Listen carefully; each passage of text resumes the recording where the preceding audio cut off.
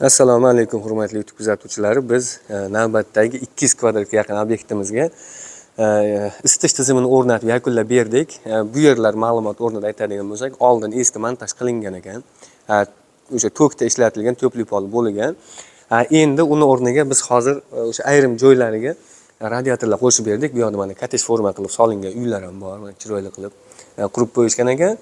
Bu yerlarda mana asosan to'pli pol bo'ldi, o'sha katta qismi.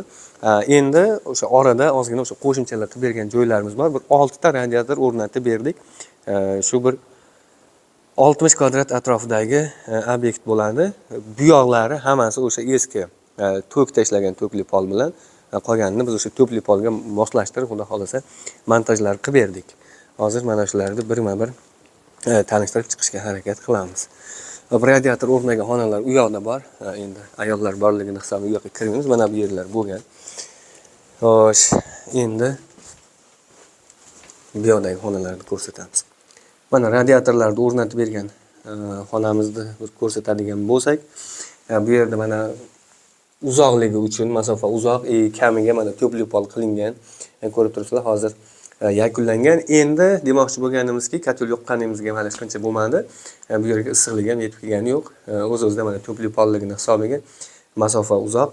Xudo xolasa yetib kelishga baribir oz-moz vaqt ham ketadi. Xullas mana shunaqa bir polni tagidan qilib chiroylab montajlar bilan o'rnatib berganmiz. Asosiysi har doimgidek sifatli materiallar bilan.